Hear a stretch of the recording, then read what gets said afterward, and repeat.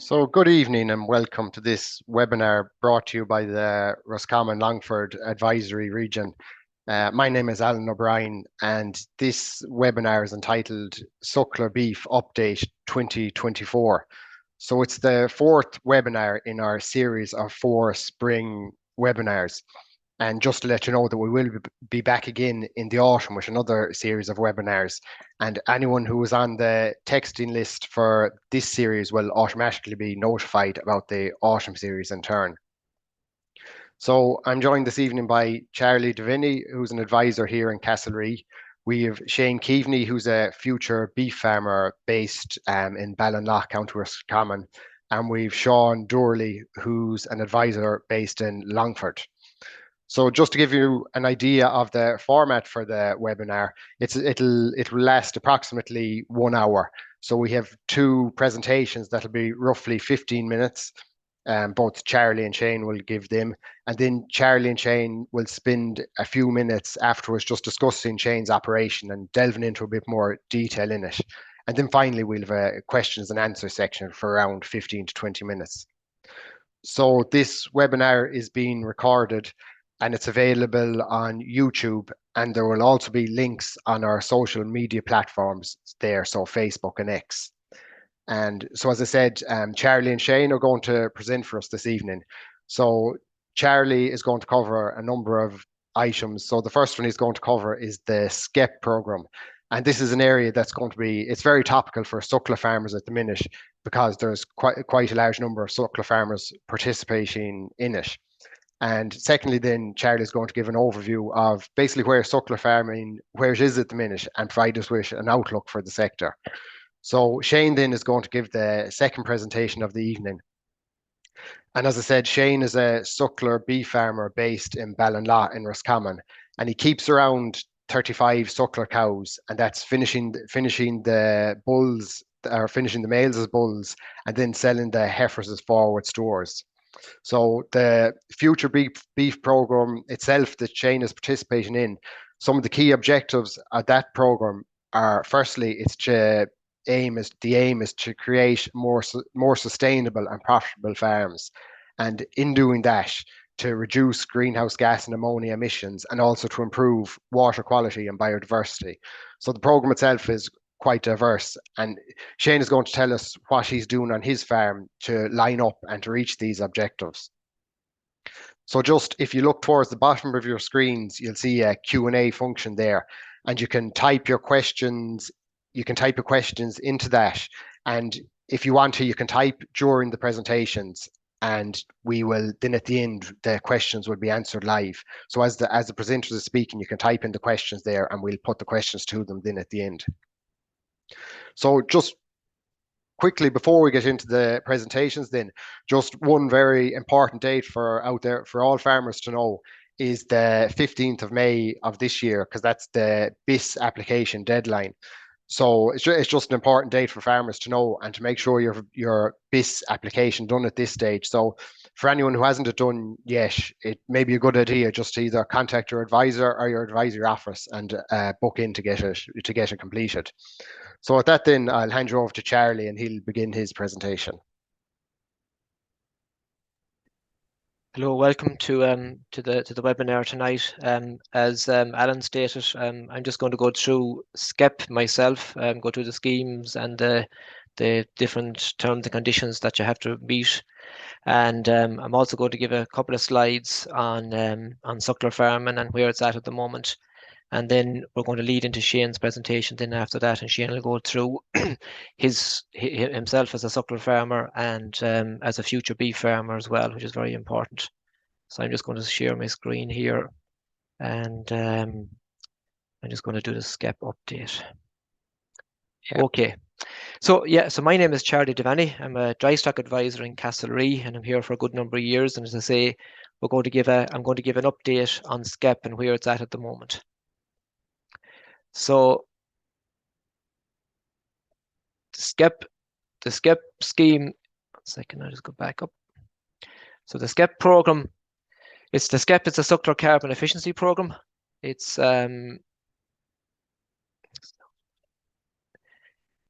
was It came into place in 2022 and it's going to run for 5 years up to the 1st of December 2027. In order to remain in SCEP, you have to submit a BIS application each year. So as Alan stated, the applications for BIS have to be in by the 15th of May this year or this next month coming. And BIS, as it is known now, was formerly known as BPS, or the Single Farm Payment. So that covers your SCEP. And as we said, that has to be submitted. You have to be a member of Board BIA, and you can't afford to drop out of that. So once you become a member, you have to remain a member of Board BIA for the 5 years of SCEP. The scheme year refers to, so for argument's sake, the actual scheme itself runs from the 1st of January 2023 up to the 31st of December 2027. But the actual, when you're looking at the animals that are on the farm, so for this year, if you're looking at whatever calves that you need to weigh or whatever calves you need to do surveys on, in the second year of the program or the second year of the scheme, it's the animals born after the 1st of July up to the 30th of June this year. So the 1st of July 23 up to the 30th of June 24. So it's a bit confusing and it's a bit different to the actual scheme year that's there itself. So that's the animals you have to look at that are born within that period. Oh yeah. So there's 5 main requirements within the scheme. So the 5 main requirements are: Action 1 is eligible bull and eligible AI. So that means you have to use a 4 or 5 star bull and 4 or 5 star AI, and we'll go into that in more detail in some of the slides going forward. Action 2 is your female replacement strategy. That's where you have your 4 and 5 star females. Action 3 is the genotyping. That's where you have to genotype your animals on the farm, a certain 70% of your reference each year. Action 4 is where you weigh your animals, and then weights have to be submitted to ICBF. And Action 5 is your calving details and all the surveys that go along with it. And we're going to go into those in more detail now in the slides as they come. So Action 1 is your eligible bull, eligible AI. So in years 1 and 2, which is 2023 and 2024, 80% of the bulls that you use on the farm, on your cows or AI, have to be a minimum 4 or 5 star genomic bulls. So that's vitally important to remember that. And the advice that we'd give for farmers that instead of being kind of close to the 80%, you would just use 100% 4 or 5 star animals or bulls or AI altogether. In years 3 and 4, which is 2025 and 2026, 85% of the animals have to be 4 or 5 star, 85% of the bulls. And in the last year of the scheme, which is 2027, 90% of the bulls or AI have to be 4 or 5 star. So I suppose a general recommendation for us is that you just use all 4 or 5 star bulls, and it saves confusion or saves worrying, are you close to that 80% or not? And as I stated, it can be from an eligible genotyped bull or AI as well. So it can be either or both. Female replacement strategy. So on the 31st of October 2023, 50% of your reference figure, you had to have 4 or 5 star, 50% animals on the farm. So if your reference figure was 20, you had to have a minimum of 10 4 or 5 star heifers or cows over the age of 16 months of age. This year in 2024, there's no requirement to have 4 or 5 star animals if you don't have them. But again, on the 31st of October 2025, 65% of your reference figure have to be 4 or 5 star animals. In 2026, again, you don't have to worry about that. And then on the 31st of October 2027, 75% of your animals have to be 4 or 5 star. 75% of your reference have to be 4 or 5 star animals. So in that case there, if you had 20 of reference, 15 animals would have to be 4 or 5 star on the 31st of October 2027. Again, I suppose the important thing is that you would start planning for those dates now. That an animal that's born now, if you have a heifer that's born this spring, by the 31st of October next year, she'll be a minimum of 16 months of age, and if she's a 4 or 5 star, she'll qualify as part of that 65%. Action 3 is genotyping. So 70% of your reference figure. So again, if your reference figure is 20, you would have to genotype at least 14 animals on your farm each year. It doesn't necessarily have to be all calves. It can be any animal that has not been genotyped before. So it can be a cow, it can be a heifer, it can be a bullock. Any animal that hasn't been genotyped can be genotyped on your farm if they haven't been genotyped before. The genotyped animals or the samples have to be returned by the latest by the 30th of November each year. I suppose ideally, once you do the animals, you would return them straight away, but by a minimum by the 30th of November each year. The fourth requirement is where you have to weigh animals, and then weights have to be submitted to ICBF. So 80% of the cows that calve, the calves out of those animals have to be weighed each year. So again, looking at the figure of 20 cows, 16, a minimum of 16 of those calves and cows would have to be weighed each year. They have to be older, or they have to be a minimum of 50 days of age. There's no maximum age. The weights have to be returned within 7 days. So you have to put them up on ICBF within 7 days of weighing. So if you weighed an animal today, them weights would have to be up by next Monday evening or by next Tuesday morning. And all the weights have to be returned by the 1st of November each year. So that's an important date to remember. Action 5, calf and details and surveys. So there has to be a calf and survey completed for each animal born on the farm. All animals born must be retained on the farm for a minimum of 5 months. So again, if your reference figure is 20 and you actually have 25 cows and you have 25 calves, all those 25 calves have to be maintained on the farm for a minimum of 5 months. The cow technically could be sold, but you would have to be weighed with the calf before she's sold to satisfy the weighing requirement. So the commitments under the surveys are: each calf has to have a sire on it, calf and difficulty has to be registered, calf's birth size and the calf figure has to be recorded as well.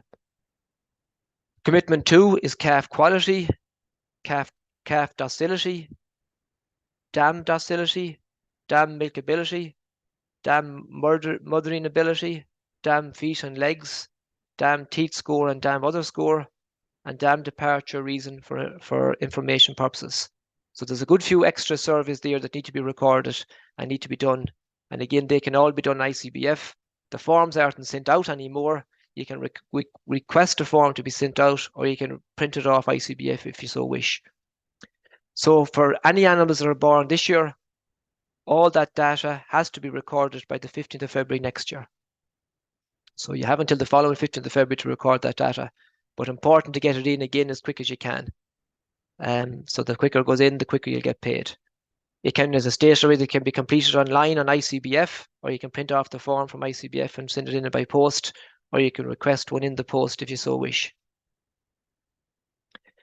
That's just an example there. If you log into ICBF and you go into your SCEP, you'll see on this particular example here, some of the surveys haven't been fully completed, and then as you go along, you can complete them surveys. As calves are being born, there will always be a certain number of incompletions, but once your calving has stopped, you should be able to get them surveys up to date, and some of the surveys can't be completed until the calves are a minimum of 5 months of age, and that's why the requirement to keep the calves for 5 months is there.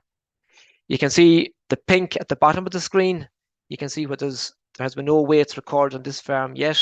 So again, just important to keep an eye on that, especially for autumn calvers, that they don't sell the calves before they forget to weigh them with the cow. So that's an issue. You could have a calf that was born last August or last July 23, born since the 1st of July 23. That calf now is worth a lot of money, and you might be deciding to sell her, but important to get them weighed a couple of weeks before you sell them and get them weighed when they're on the cow. So there will be SCEP training this year in 2024. Originally, we thought the SCEP training would be face-to-face, but it has transpired that the SCEP training now will be online. So in order to do it, you will need access to your AgFood account. You need to log on with your password, username, and pack number. There's 2 courses to be completed by the 15th of November 2024. Participants will receive no payment for attending the training courses, but what's vitally important is if the training courses aren't completed, well then you will be removed from the scheme, and any monies that were already paid will be claimed back. So important to ensure that you get them courses completed by the 15th of October 2024. There's nothing there up on the system yet to do it, but I'd imagine the next number of months it will become available. Penalties, just a quick run through it. So you can see the main actions. So in a particular year, if you don't meet the requirement of your 4 or 5 star eligible AI or bull, that's a 20% penalty of your payments. If you don't meet your 4 or 5 star female replacement strategy, which is your, say, 50% last year and 65% next year, again, a 20% penalty. If you don't meet the 70% genotyping, again, a 20% penalty there. If your weights aren't recorded, another 20% penalty. And then your record keeping surveys. So the record keeping is 10%, and your data collection and event recording is 10% as well. So just keep an eye on them surveys and have them done by the 15th of September, okay, of the following year. So they're the main penalties that you would look at going forward. Conclusion, just be aware of your reference number. There is the option each year to change that reference number if you want. You can reduce it by 20%, or you can move it back up the following year, back up to what it was if you decide back up by the 20%. So just be aware what your reference number is, because all of the figures we've discussed so far are based on the reference number that you have. Important, as we stated, that autumn-born calves, sometimes people forget to weigh them before they are sold. As I say, a calf was born last August or July is now quite a strong weanling and well fit for selling. So just ensure that them animals are sold before their weights are recorded before they're sold. Check an ICBF that surveys are up to date. So the screen I showed you earlier on, you can see that some of the surveys weren't completed. So just keep an eye on that and be able to log in and complete them as necessary. Check that the stars you need in 2025 and 2027 and take action now. So you need 65% of your reference number at 25 and 75% in 27. So important to see what females you have now, and do you require or are you needed to keep those? And if in doubt, just contact your advisor and they'll be able to put you or send you in the right direction. I'm just going to do a small bit on suckler farming in Ireland. It's something I'm very passionate about myself. And it's just, as you'll see on the next slide, traditionally we'll say suckler farming took place on heavier soils, particularly in the west of Ireland. I suppose the suckler farming now, I suppose, it's at a stage where income is low on it. So feeding meals or feeding concentrates, you would feed none if you can afford it to your cows. Suckler cow numbers are declining. They've gone from about 1.1, 1.2 million down to nearly under 800,000 now. And it appears as if that decline will continue. Where will that reduction stop? I suppose the prediction may be 600,000 suckler cows. We don't know, but it's an ongoing sequence at the moment. So if you are to remain in suckler farming, I suppose the main things you need to look at is your breeding KPIs. They're your key performance indicators. You'll get that off your beef suckler calving report. So it's the number of calves per cow per year, your calving interval, deaths at birth, recycled cows, and compact calving. If you have good figures there, well then hopefully you'll be shown in them situations, if you have good reasonable figures there, you should be showing a reasonable level of profit on your farm. You'll find from the profit monitors we do here, where them figures are poor and continuously poor, suckler farming the returns can be quite poor as well. So they are 5 at least key performance indicators, and there are more to go along with them as well. If you're hitting those, you have some hope of remaining profitable in suckler farming. So at the moment, Teagasc have set up a future beef program, and that's the template that's in place, and that's going to lead into Shane's presentation in a couple of minutes. And I suppose it's a pathway forward for farmers, both environmentally and economically, that they would remain viable. So it's hugely important that if you're a suckler farmer, that first of all that it's viable from a financial point of view, but secondly, with all the talk of the environment, you can see that greenhouse gases have to be reduced by 30% by 2030 and have to be carbon neutral by 2050. So this isn't going away. And again, I suppose lucky enough that a lot of the enhancements that help to reduce that carbon emissions also help to improve profit. So the conclusion, suckler farming has a future, but management is key. From the farms I've seen and from the profit monitors we've done, management is probably the key objective or the key component of any successful suckler farm. There are a lot of new technologies coming on board, and I suppose with lifestyle changing, heat detection now can be done. You know, you have devices for that. Sex seam is a huge one. Shane will discuss that in his presentation. And calving cameras, for anyone that's working, again, they're vital, that you can keep an eye on your stock when you're away from home. But new technology will be coming on board all the time, and I think to remain in suckler farming, you'll have to embrace those as much as possible. Suckler farming works well on old pastures and poor quality silage. You don't need new reseeded ground for a lot of suckler farms, and maybe some of the ground type may not be suitable for reseeding anyway. Where you have good biodiversity, a lot of the time suckler farming can enhance that biodiversity as well, and you'll see that on a lot of our suckler dry stock farms that we have. There is a benefit to working with animals that maybe hasn't been quantified yet, and I think from a human being point of view, working with animals is vitally important, and it has a very positive mental effect. So that's something I think that we will become more aware of as time moves on. And as I stated already, the methods that are there to reduce emissions can also enhance profitability of suckler farms. So we're lucky, the likes of the calving intervals, calving at 2 years, reducing calving interval, that all helps to reduce emissions, but it also helps to improve profitability on our farms as well. So that concludes my presentation. And I suppose any questions you have, you can put them into the Q&A there at the bottom of the screen. So next up is going to be Shane Keaveney, and Shane is going to present his screen now. And yes, Shane is there live, so I'm going to set Shane. Charlie. Good evening, Shane. So Shane, I'm going to just share your screen there. So as I was saying just before that's Shane Keaveney. He's our suckler future beef farmer in the region here near Castlerea. And now Shane will take it from there. Good evening, everyone. I'm Shane Keaveney from just outside Ballinlough. We run a suckler farm at home. We're farming 36 hectares. That's between owned and rented. It's about 8.5 hectares that we've rented. We run 35 suckler cows now with bobbles around that. Sometimes some years couple more, and it's stable around the 35 all the time. We run a Charlie stock bull with them, and the last few years, because we've been running a very terminal stock bull with them, I need good maternal replacements. So we've been using sex semen there for the last couple of years with variable results. Yeah, so we really need to get good maternal replacements from that. All our bulls are finished as bull beef at under 16 months, and the heifers then they're sold as forward stores towards the back end of the year, so when they're 18 months, 17, 18 months. Now this year with the price has been so strong, I sold a few of them there in February, a few of the heavier ones, because they were right good trade, so I said I'd cash them in. And there in 2022, then we started for the first time. We bought in a few dairy bred Angus heifers. Well, we bucket reared them, and they're in the system now as well.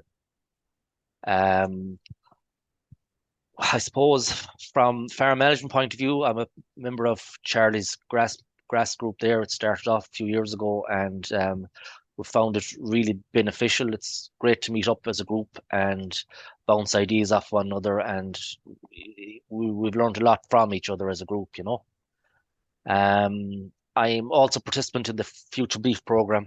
And why did I join the Future Beef program? Well, I joined it because I sort of wanted to get ahead of the curve. I felt and I still do feel it's very important that as beef farmers, we can prove that we can produce beef in a sustainable way, from both environmentally and very importantly from a profit point of view.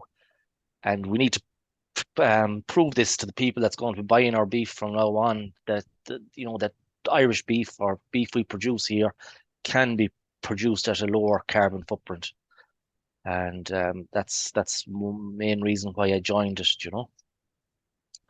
A lot of the program or the actions we're doing with the Future Beef, there are sort of things that puts money back in our own pockets, like calving at 2 years of age, using the less slurry, early age of slaughter, better grassland management, and making better quality silage to bring down our meal bills.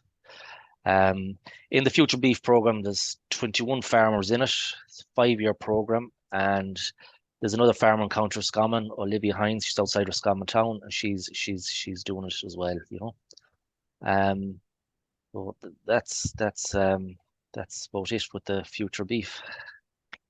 And Shane, maybe as well, I suppose, and we probably mentioned it a few times, I suppose the importance of the future beef, maybe leading a pathway and demonstrating that, that suckler farming can be both financially and environmentally sustainable. And I think they're probably the two key words, maybe if we were to take nothing else from tonight, that we're trying to hit or trying to target. Absolutely. That, like, one goes hand in hand. There's no point farming sustainable from an environmental point of view if your farm isn't profitable. One goes hand in hand with the other, so it's the way to go.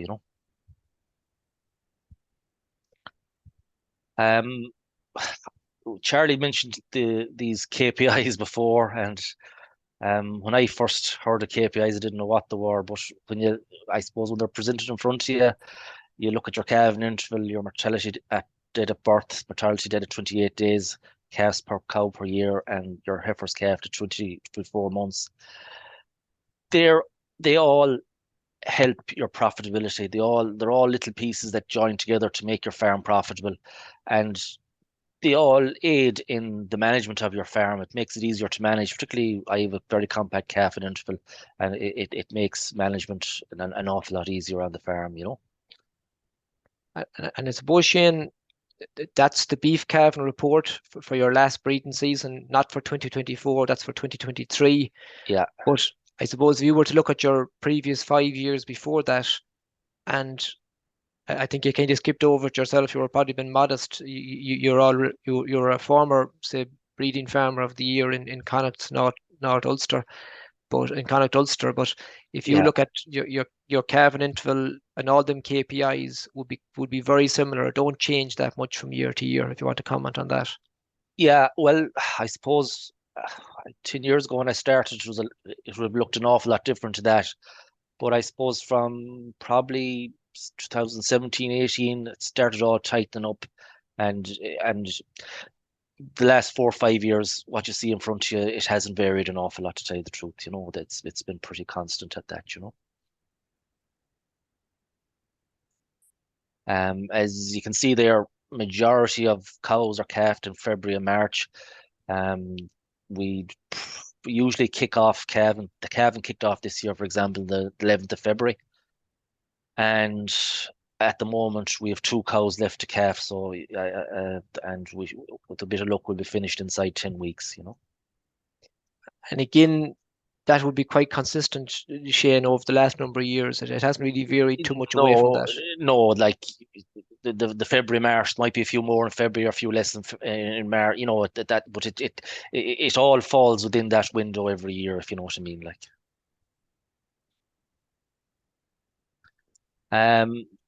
Say 2023 last year, I set some red clover silage. I think about 3 hectares or 4 or 5 acres. Just wanted to see how it would work for me, and we got it established, sown in the beginning of May last year, and I was very happy with the results of it. Now, some of the silage was very wet with the year we had, but still the DMD came back quite good at around 75, 76 DMD, and the protein was excellent. It's about 17% protein. When I first opened the first few bales, they were so wet, I didn't think the cattle had eaten it at all, but they really liked it, and it showed in the performance of them as well. Some of the dairy calves I had there, they were getting 1.5 kilos a meal, along with the red clover silage, and they were just doing just over 1 kilo's weight gain a day on that. And my bulls were getting the red clover silage as well, along with 5 kilos a meal, and the bulls peaked out at 1.5 kilos per head per day on that in December. Unfortunately, I ran out with it in December, so I didn't have enough to bring me right through the winter. So this year I hope to sow another couple of acres of it and have enough for all my weanlings to last through the winter. I'm also in acres. So for acres, we've fenced off all our water courses, all our dry ditches and everything, all our dry drains with riparian margins. We're in about 2 meters from the edge of the banks, and we're planting hedgerows, and we've a good few trees to plant as well in that. We're also in the skep as well. I like the skep and the acres. They're great, but they're also good for making the farm money as well. It's a no-brainer to get into them, really, like. And Shane, the white clover, you might just mention a little bit on that. Yeah, I oversowed 2 paddocks last April just to see how it would go. I didn't want to do too much because oversowing it can be hit and miss from what I was told. So yeah, it took fairly well. Yeah, I was happy enough. No more than this spring. It was a wet spring last year. It was challenging to get it done. And I'd have liked to have got some in. We'll see how April goes. Hopefully might get paddock done this year as well. And then the sex semen, Shane, I know you've tried it the last couple of years. Maybe just to, I suppose that's something that I think it's very interesting. I know you're particularly interested in yourself, so you might just make a few comments on that. Personally, I think sex semen has huge potential, especially on, say, farms like my own, where I'm running a fairly terminal stock bull, but also I need real good maternal replacements in, and like it, 2 stock bulls doesn't make sense financially, and everyone knows, like, they're a bit of a nuisance when you're not using them, like, so it's double the nuisance if you have 2, like. So I think the sex semen has huge potential. So first year I used it on my heifers, and we had a real good strike rate with it. We'd five out of 6 heifers went in calf through the sex semen. And last year then I said I'd try it on some of my 5-star cows, and we run the program on them, and we AI'd them, and unfortunately none of them held to service at all. Now that heat wave in June would have came along coincided with it, so whether it was heat stress on the cows or not, we don't know, but we suspect it might have had something to do with it.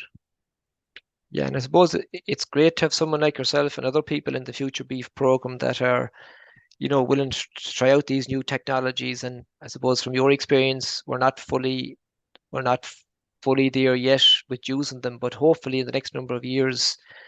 Yeah, Yeah. As I said, I believe personally there's huge potential in it. Like, there's a few little things to be worked out yet, the system, and getting the AI timing right, whatever have you. But I think it has huge potential going forward. Okay, Shane, that's great.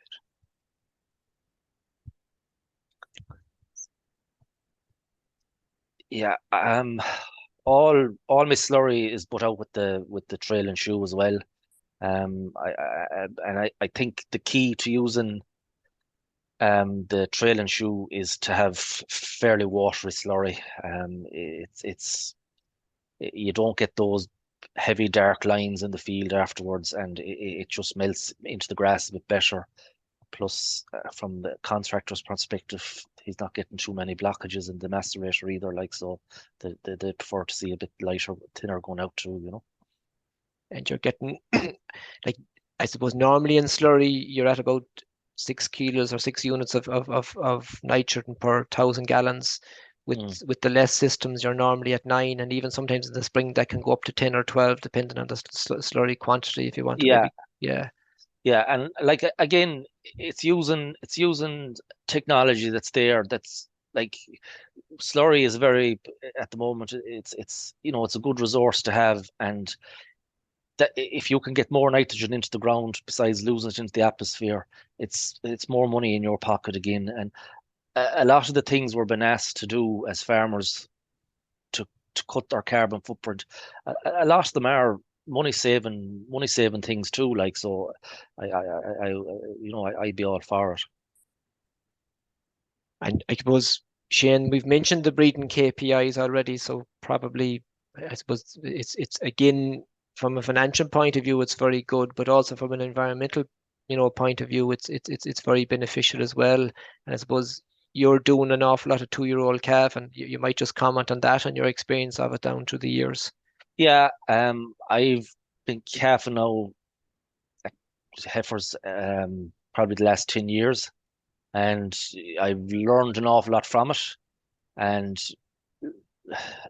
one of the most things I'd say to other people that's thinking about going down that road is nothing to be afraid of. If you're bulling your heifer at the correct weight and using an easy calving bull on that heifer that's proven easy calving, there's not a lot to worry about. Just correct management of the heifer after she's calving to make sure she doesn't lose too much body condition.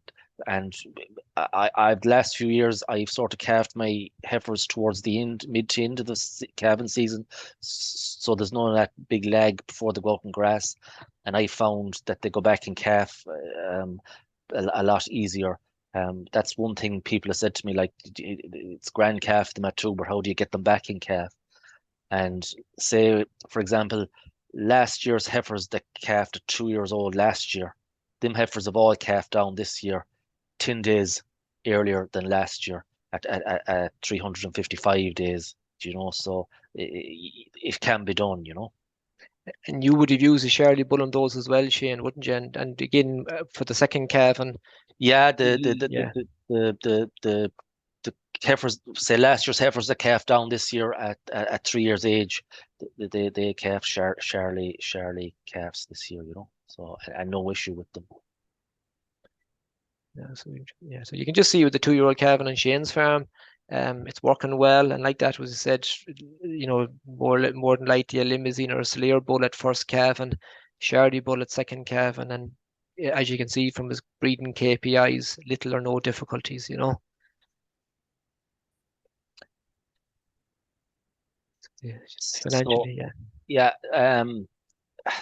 I suppose I think we're doing profit monitors 4 or 5 years now at this stage, Charlie. I'd say so, and the first one I done, I thought was just an exercise, but as I've built them up through the last 4 or 5 years, you can look back and see where your money is going, whether it's how much you spent on fertilizer or meal, or you can see where your money is going, and what your costs are. And I think it's a great thing to do. If you can get it done in January when you're not that busy, it's brilliant to get it out the door, and things are still fresh in your mind from the year before as well. Like, so I think it's a great exercise to do, and it makes you focus your eye on or your mind on where your costs are, and maybe where you can cut back for the year going forward. Especially if you're doing it in January, you can plan ahead and work things a bit better, Your gross margin, say in 2023, Shane, last year was €741.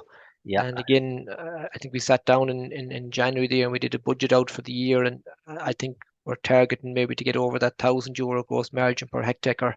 Yeah. That's it's where you need to be, really, like, to have a like that gross margin. It doesn't include anything that comes in through the post, for a better word. It's strictly cattle trading only. Like, that's what that gross margin is, like, so it's great, Perfect, yeah. Yep. I suppose in summary, like, I personally am very positive about suckler farming. I think for you to be profitable in suckler farming, you do need to be on top of your game. You need to know your costs, and your management skills have to be good. There's a lot of new stuff coming out, like the red clover and the white clover, and I think no more than the sex semen, there's great potential in them as well. It's early days yet on some of them, even though our organic farmers have been using red clover for years. I hope to extend the dairy beef side of it now. When I say expand it, I bought 20 calves in this year. I think that'll be the top of it, and just to continue to improve the biodiversity and the water quality on the farm through, maybe planting trees, hedges, wherever, Okay, Shane. So what we'll do now, Shane, is I'm just going to maybe stop sharing that and maybe just ask you a couple of questions, maybe just to build around what you already spoke about. So I suppose on the red clover, it's something that I think anyone that I've met that has used it, or even all the research, is showing very, very positive results. So I suppose from your experience, if you were to maybe just mention 5 key things that you would need to consider for anyone that's considering using red clover, maybe, and maybe explain as well. Some people think maybe that it can be used for graze, and you might just explain about the whole silage thing too.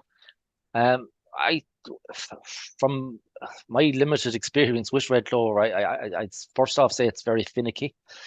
It's a very delicate crop to grow, and anyone that's picking a field to grow red clover in, make sure it's the driest field you have, because as I said, it's very delicate. And last summer, with the wet summer we had, I found slurry tankers turn on headlands and stuff like that, and where they've gone up through the field, the red clover has sort of died back a bit in them areas already, like, you know. So it is a crop that needs to be minded. But you will get 3 to 4 good cuts of silage out of it, you know. Now, one of the mistakes, well, I don't know, a mistake, but in hindsight, I wouldn't do it again. Last back end, we got a few nice days in mid-October, and I had a very heavy cover on one of my red clover fields, and I mowed it down.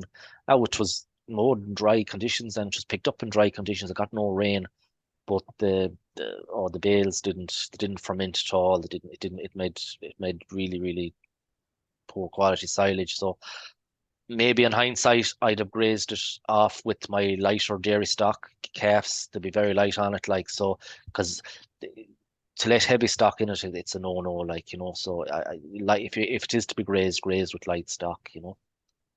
That's And my Shane, experience on it. are you thinking of doing more red clover this year, or? Yeah, I'm Yeah. hoping to put in another 2 or 3 acres of it this year. I know, as I said previously, I'd have run out of red clover silage by around Christmas this year, but I suppose it was just getting established. So I'd hope to get a better bale count off my red clover to get, like, I only really got two good cuts off it last year. I'd hope to get 3 good cuts off it this year, and with the bit extra as well, I'm sowing, you know. So the plan is to have enough red clover silage to feed all my weanlings for the full winter.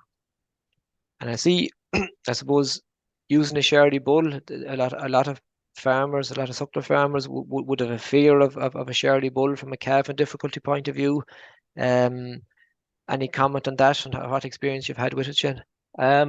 Look, before I started using a Charlie bull, all I heard was these lazy calves that come out that wouldn't get up and suck. I've been feeding my cows a good quality pre-calf mineral for the last couple of years. We start feeding that week between Christmas and New Year to the first of the cows that's due to calf, and I find that helps the calf get up and so look for that suck earlier on, you know, straight away. And from a calving point of view, I got my cow type right before I went down the Charlie bull route. I have a predominantly Celair cow type crossed with some Limousine, with a very wide pelvis, and they calf that Charlie no problem. The Charlie bull I bought, he came with a calving difficulty of 7.2. Now in the subsequent last 2 years that has dropped down. He's between 5.5 and 6 at the moment, I think. And as I said, I have no issue. There's 2 cows left to calf, and I think we've used the jack twice this spring so far. You've used Charlie. This is your 3rd year now using Charlie bulls, and I know you mentioned you used the jack twice this year. Over the 3 years, how many times? I'd say you could say maybe 2 or 3 times each year. Yeah, very good. You know. And Shane, just the last thing, I know the bull beef system is working very, very well in your farm. Any particular reason why you went for that system, or any comments on that? Well, the reason I went down the bull beef route at the beginning was, when I was building my herd, I was trying to get my cow type right. And to do that, I had a Celair stock bull on the farm. So when you have a bull, you'll have bulls and heifers. So the bulls were not very saleable as weanlings in the local mart. They were very hard to sell. So even though they were good weights for age, and they weren't bad conformation, they just weren't really wanted. So I said I might as well finish them besides selling them too cheaply, you know. And that's the reason why I'm doing it. So before we go to, there's a couple of questions that have come in there. Before we go to those and go back to Alan, Shane, I suppose I suppose from a personal point of view, I'd have a huge affinity with suckler farming, and I suppose this Future Beef program, I have to say I'm very impressed with it, and I'm very impressed with how you're getting on in it. I don't know, have you any comments to make on that, or you know what way you see it yourself? Well, I believe,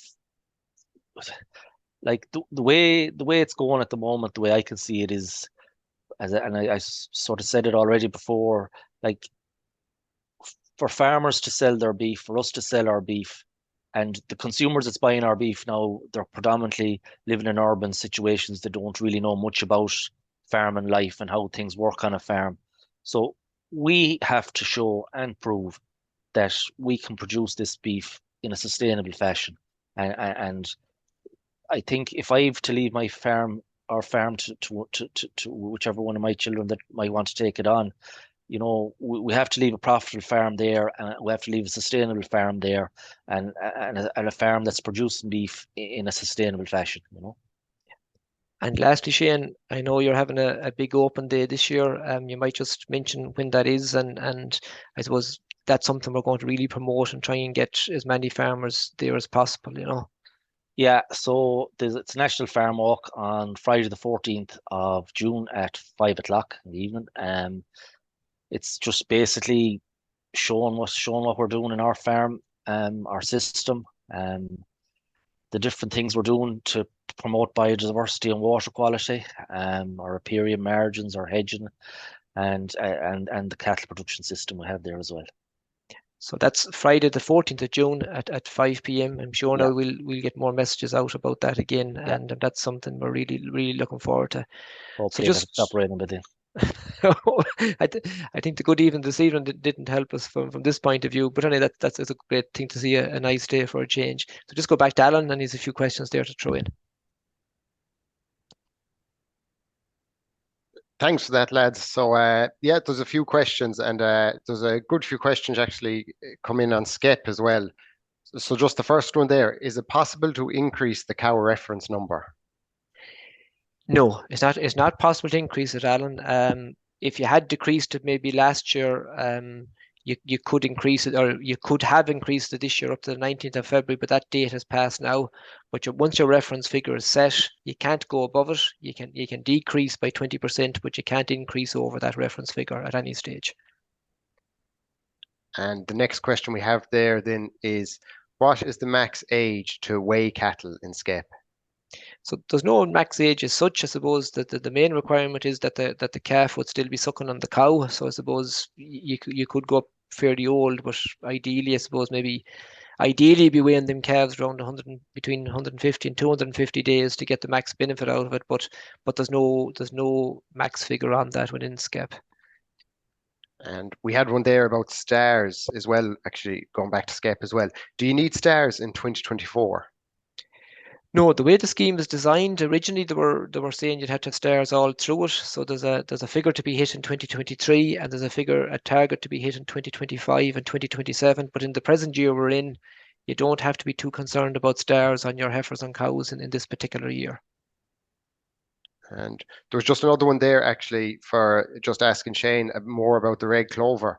Just how did you fertilize it how did you fertilize it, or slurry, or what was the treatment it got? When I was establishing it, when I was sowing it, it got slurry and a load of muck, farmer manure, and then after each cut, just slurry. But you're looking at 2,500 gallons per acre, per acre of that, you know. So fairly watery slurry, not very thick slurry either. You know. That's great. And another one then, I suppose, is when do you weigh the autumn-born calves in SCEP? Yeah, I suppose that's always a worry that you'd weigh them before they're sold. But like ideally, it definitely need to have them weighed by now, or maybe in January, February time. But once they're over 50 days of age, they can be weighed, and once that weight is recorded on the ICBF system, that will satisfy, you know. And there's one final question in there on that is, do you need to feed meal in skep? No, there's no requirement in skep to feed meal at the moment. There was in one of the other schemes, but not in this scheme, Alan, no. Uh, Yeah, that's all the questions Yeah, there on does my it- end. I'll just hand you Yeah. to Sean. a few more there on skep. Will there be a skep 2? Not that we're aware of, Sean. No, I've asked that question, and I haven't. All the answers we've gotten have said no. Unless something changes, that's the situation at the moment. So highly unlikely. Yeah, it looks doubtful. And can a farmer withdraw from skep?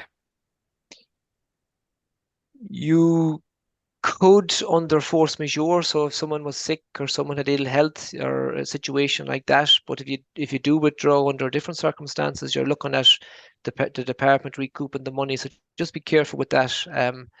I suppose if it were a thing that you were thinking about, maybe getting out of suckler farming, you can use that 20% reduction over the course of the scheme. That I suppose by the time the scheme would be finished, you might nearly have got down to very small numbers. But I suppose to answer your question straight, you can't get out of it unless there's some kind of circumstances, let it be sickness or ill health, or let it be something that happened in the family or the farm that you hadn't thought of before joining Okay. the scheme. Okay. And will there be beef welfare scheme again this year? And if there is, what tasks will be in it? We haven't seen any details on it yet, Sean. I'd be hopeful there will be. And again, I'd imagine there'll be more environmentally based kind of tasks. But we will learn. I think it was last summer when that scheme came out last year. So it's looking like it'll probably be June, July time before we fully realise what is in that scheme. Okay. And for Shane there, do you use or have you used fixed time AI? Yeah, we did last year. Yeah, we did. Yeah, but the as I said, the results weren't the best with it now. But I'm not putting it down to the fixed time AI. I'd be more putting it down to the heat stress maybe in that hot spell in June. Right. And I suppose Shane, the question there, what's your favorite cow type, or what's your preference? Well, at the moment, it's predominantly Castlerea limousine crosses I have there, or I have a good few purebred Castlereas as well. So at the moment, that's it. But these things change. Yeah. And how do you go about heat checking your heifers that your AI, or what's your approach? I was using a vasectomized bull with them with the chin ball. That's what I used last year, and I found it worked pretty well. I've used tail paint before, and I don't know, I just found that there was paint all over the place sometimes. If there was a good few of them burning together and that, so I just find the vasectomized bull a bit more straightforward. Okay, that's all the questions I have there, Alan. That's great. So it's great to get all those questions in there. So that's more or less it from us this evening. So just, I suppose, firstly to thank Charlie and Shane for two really brilliant presentations. Just all that information on skep and the KPIs, and then see them implemented so successfully on Shane's farm. And then thanks to yourself, Sean, for dealing with the questions there. And probably just to, I think the date mentioned there, that farm walk on Shane's farm is the 14th of June at 5 p.m. So, and that's it for this spring series of webinars. That's it for the spring series, and we'll be back again in the autumn with an autumn series of webinars. So that's it for tonight. So thanks, and especially thanks to yourselves for tuning in, and goodbye for now. All the best. Bye now. Thanks very much. Bye.